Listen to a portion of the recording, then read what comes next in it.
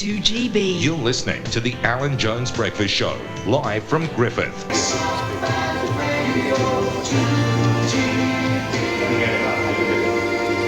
The Casella family, as I've been telling you all morning, is one of the biggest employers in the Riverina. They've got more than 500 employees. Their grapes come from more than 400 growers. Yellowtailwine.com. John is with me here. John, good morning. Alan, thank you very much. And you're still family owned. We certainly are. The largest family owned winery in the country. How's that? It's not bad, is it? Largest family owned winery in the country. Now, you're a qualified winemaker as well? I am. So how many people does your winery employ? About between 450 and 500, and during the season it goes up to about 600. So that's the largest employer in the Riverina. I think we're the second largest. Second largest. Yep. And you crush what, about 180,000 tonnes of grapes? That's about 10% of Australia's grapes. And that keeps 422 growers alive?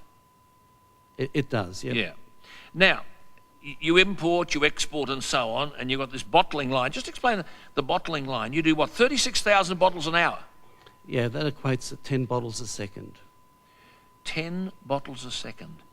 So you produce 12 million cases. Cripes, the figures are staggering. You're producing 10% of Australia's wine production. Now, the reason I'm saying all of this is you can't do any of this without water. Now, just think of it. This man's employing 400 to 500 people, 422 growers, 12 million cases of wine, 10% of Australia's wine production, 10%, 36,000 bottles an hour. Now, tell us about water. How much water is needed in the winemaking process from growing to bottling?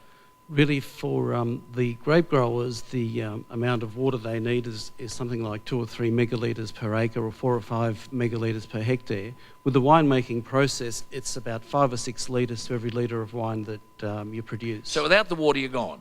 Exactly. Without the water. And yet see, this is what I'm saying, Australians are environmentalists. This man's an environmentalist, he's not a winemaker, he's an environmentalist. All your rainwater and wastewater is recycled. 100%. You don't need Julia to be telling you what to do with water, do you? Honestly, what do you make of this plan? I mean, what are your farmers and your grape growers and these people saying to you? They've got to be concerned. There's a sign down here which says jam the plan. What are they saying? Look, overall, I think we're all very concerned because this is not a Griffith issue, a regional issue, it's an Australian issue. Absolutely. And taking water away takes away the vitality, but it also undermines the confidence growers have in themselves, but the confidence that the industry, the Australian banking system has in the whole sector. So the destruction, the demise starts virtually with a plan before any of those, before anything is delivered. Right. And you see, water is part of the asset that you have. So if you take the water, you dilute the value of the asset. So the bank then is questioning whether the amount of money that's being lent to not just you, but to people in the community can continue to be lent. So the bank starts tightening up. I mean, the end result is people are out on their ear. Well, exactly. And also there's critical amounts of materials that you need. So you can't halve an industry and expect it to survive.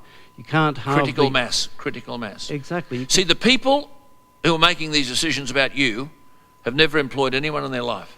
I'll be talking to the minister tomorrow, never employed anyone.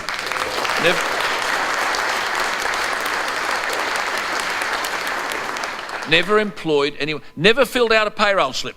And they're telling you and the people of Griffith and the people around Australia what should happen. Unfortunately. Doesn't make sense, does it? Not to me. Well, turf them out. Now, you've got the petition. That's the key thing, is it? Yellowtail Wine, and that means we support you by buying some Yellowtail as well, but yellowtailwine.com, it's all there. It is there. Great to talk support us and support Australia. We're supporting you, don't you worry about that. That's why we're here. But thank you for that, and thank you for all you do, and congratulations on being a great Australian. And thank you there very he is. much. Wonderful man, isn't he? John Casella. And